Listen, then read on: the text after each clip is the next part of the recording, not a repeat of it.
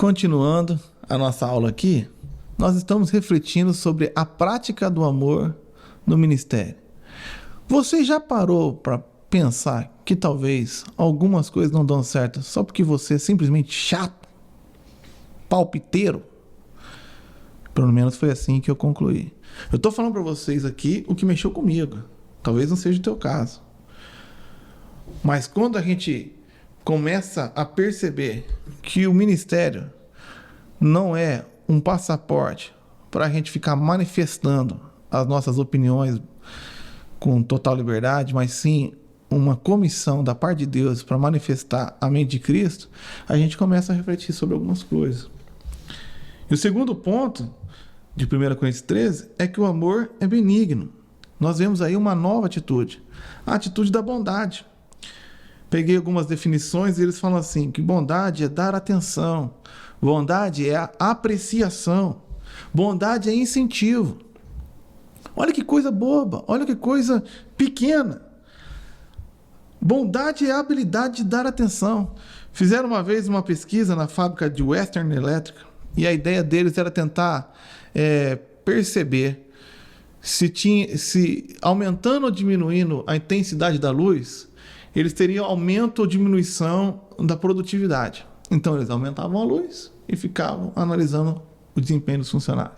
Diminuía a luz e analisava o desempenho dos funcionários. Voltava para a luz normal. E eles perceberam que quando aumentou a luz, a produtividade aumentou. Diminuiu a luz, a produtividade aumentou mais ainda. Voltou a luz no ambiente que era anteriormente e a produtividade aumentou. Então a conclusão que chegaram é que a produtividade aumentou não por causa da luz, mas porque eles estavam dando atenção. Da onde eu venho, o pessoal fala, o boi cresce com o olho do dono. Obviamente que a gente não é dono de ninguém. Mas o nosso ministério tem muito mais, tem um poder de produção muito maior quando a gente dá atenção para as pessoas.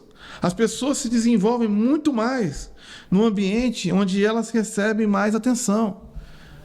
O amor é ouvir ativamente. Ouvir ativamente. Tem pessoa pagando, literalmente, rios de dinheiro só para serem ouvidas por outras pessoas. Elas estão num desespero de ser ouvidas numa sociedade onde todo mundo quer falar. Onde uma conversa não passa de uma pessoa falando e a outra esperando o outro calar a boca só para começar a falar a mesma coisa que ele já pensou falar lá atrás. Você está falando e o cara já está pensando que ele vai responder, não está nem ouvindo. Mas quando essas pessoas encontram alguém que as escuta de verdade, que as apreciam, que dão ali o ouvido ativo, isso é marcante.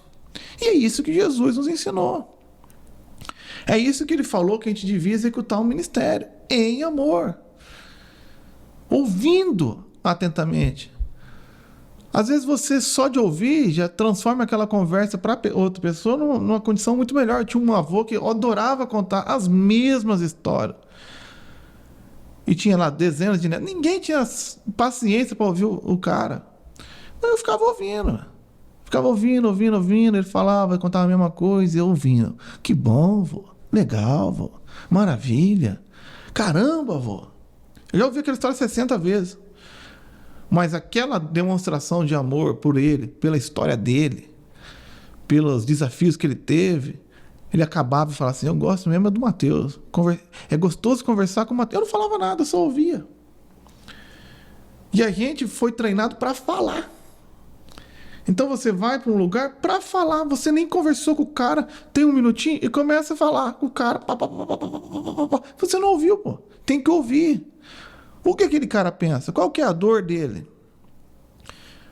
Felipe estava andando e o primeiro ouviu o eunuco lendo o texto, não entendendo o texto. Depois de ouvir, recebeu acesso à vida dele e estava pronto para falar, mas primeiro ele ganhou atenção. Primeiro ele deu valor para o cara. A gente precisa entender esses conceitos mais básicos. Amor é apreciação. O cara chega na tua igreja, o nome dele não é irmão. Ele tem um nome. E a palavra que a pessoa mais gosta de ouvir é o próprio nome. Olá, Mateus. Como é que você tá, Mateus? Como é que é o seu nome, irmão? Pô, fulano de tal. Fala o nome do cara 3 vezes na conversa, você decorou o nome. Quantas vezes a gente ganhou gente na igreja e você chegar no cara, olá, como é que é o teu nome? Roaldo. Ô, Roaldo, que bom que você está aqui. Pá, pá, pá, pá, pá. Quer fazer aprender a fazer uma boa abordagem pós-culto na tua igreja? Quer ver a prática do amor em ação? Puxa assunto do interesse da pessoa. As pessoas adoram falar o próprio nome e o que elas fazem na vida. Tudo bem? Como é que é o teu nome? Roaldo. O que você faz na vida, Roaldo? Pô, eu sou policial, civil, tal. Acabou a conversa. Não. E como que é a rotina? Qual que é o teu turno? Você trabalha 24, 30, 48, 72? Ah, e é muito perigoso? E deixa o cara falar. E o cara fala, que bom, ó. E o cara sai daquele lugar falando assim, caramba, de fato encontrei um lugar onde as pessoas me apreciam. Depois você encontra o cara. E aí, Roaldo, tudo bem? Quando esse cara tiver que, isso aí não vai salvar ninguém, que salve a palavra. Ok, o que salve é a palavra. Mas aonde que esse cara vai ouvir a palavra? O que vai fazer esse cara sair de casa? Se não for para um lugar que pelo menos lá ele é chamado pelo nome.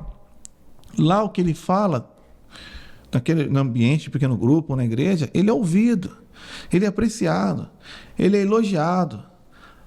A Bíblia fala que a gente não deve dever nada para os outros, a não ser o amor. Que bom, Rod. Parabéns, Rod. Que trabalho espetacular. A gente elogia a gente é muito econômico nos elogios, mas a gente é pródigo nas críticas, né? Então o cara faz errado, não fez errado. O cara fez bem, não fez mais que obrigação. Mas onde que a gente aprendeu isso? Então a gente precisa a ter essa prática da bondade, de dar incentivo, de encorajar e elogiar. Falar, você consegue, você pode. Isso é humanismo. É humanismo. Onde que esses caras aprenderam então? Será que não foi Jesus que fez assim? Será que você imagina Jesus se comportando como você se comportando? Eu estou falando como o cara mais antipático da Terra, tá? E essas coisas que mexeram comigo, porque as ferramentas eu conhecia, as estratégias eu conhecia, os métodos vêm, passa, mas o que é feito em amor nunca perece, permanece para sempre. Bondade. Você nunca vai conseguir ter um bom relacionamento no teu casamento se você for econômico no elogio. Você não pode chegar para tua esposa e falar, você me ama? Não, já te falei no dia do casamento. Você não lembra? Lá, dia 7 de dezembro de 2008, eu falei para você. Não, tem que falar direto, tem que elogiar direto, tem que mostrar para ela o valor. E a Bíblia fala que o mundo é saber que nós somos filhos de Deus com a maneira como a gente se trata. Paulo falou que nós devíamos ter o mesmo sentimento que havia em Jesus. E qual que foi? Que ele abriu mão da própria glória e considerou o outro superior a si mesmo.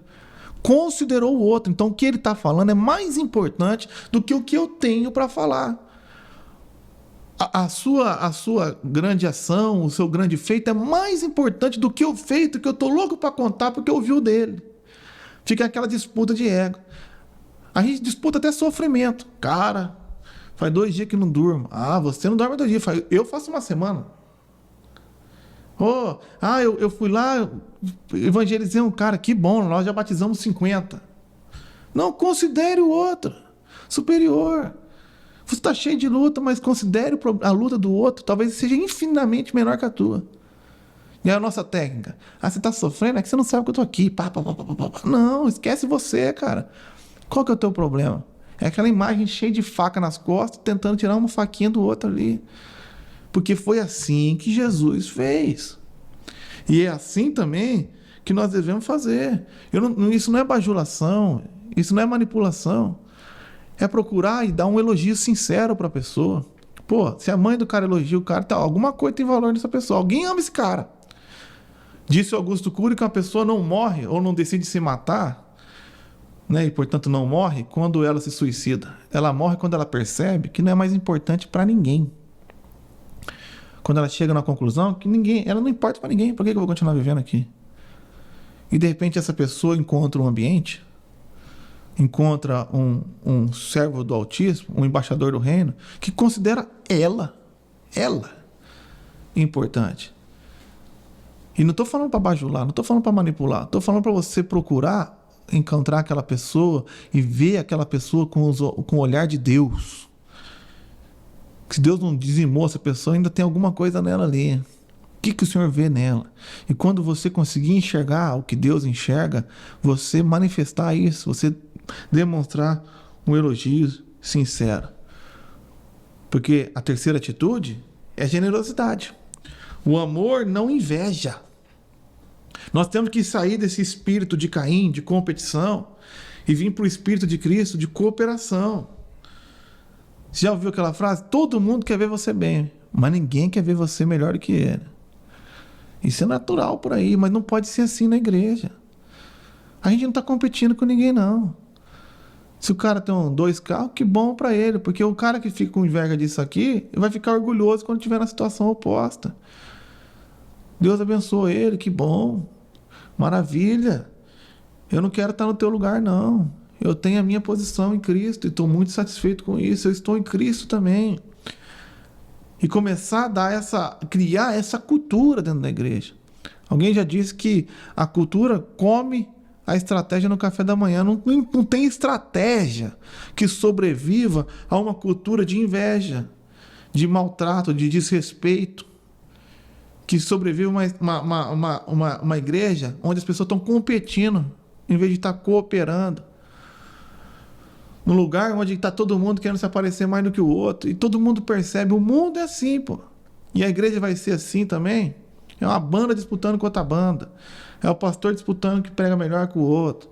É o outro que, ao invés da igreja lá que cresceu, já fica contando um monte de lorota sobre o outro cara lá, porque está com inveja. Não dá, isso não dá. Isso não é amor. Isso não é o jeito de Deus. E a obra de Deus, feita do jeito de Deus, recebe os recursos de Deus. E o jeito de Deus é o amor.